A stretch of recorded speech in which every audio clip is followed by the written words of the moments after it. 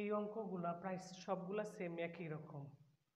এখানে যা দেওয়া আছে a প্লাস বি এর মান বের করতে বলছে, আমরা a এর মান আলাদা বের করব, বি এর মান আলাদা বের করব, বের করে শুধু যোগ করে দিব, শেষ হয়ে গেল। তাহলে কেমনে বের করব? এটা দুইটা সিস্টেম আছে, একটা প্রতিস্থাপন পদ্ধতি আর একটা অপনয়ন পদ্ধতি। তো আমরা দেখো এখানে 2a আছে না, অথবা এখানে 2b আছে, এটারে 1 নং ধরে এটারে 2b দ্বারা গুণ করো। এটারে 1 নংকে কত দ্বারা, এই যে এখানে 2 আছে না, 2 দ্বারা এই সবটারে গুণ করো।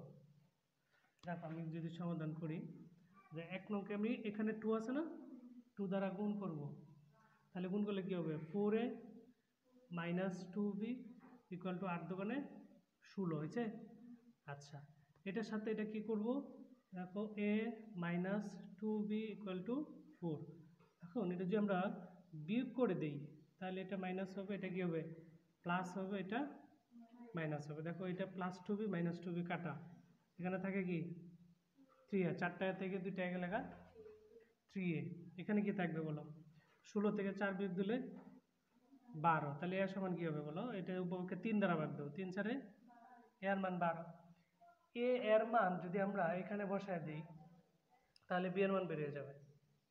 এর মান যদি এখানে বসাই, দেখো এর মান কত? 4 পাইছো না, এখানে লিখি a minus 2b equal to 4 না, এর মান কত? 4 মাইনাস 2b ইকুয়াল টু 4।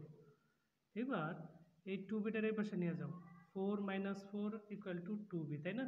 এটা এই পাশে গেলে প্লাস হয়ে যাবে, এটা এই পাশে প্লাস ছিল, এই পাশে মাইনাস, তাহলে এটা 0 ইকুয়াল টু কি 2b। এই 2 যে 0 ভাগ করলে 0 হয়, b ইকুয়াল টু কি 0। এখন দেখো এখানে a প্লাস b এর মান চাইছে, সুতরাং a plus b equal to কি হবে? a plus b equal to, এখানে a এর মান 4, b এর মান 0 ইকুয়াল টু কি 4। আনসার হয়েছে a প্লাস b এর মান।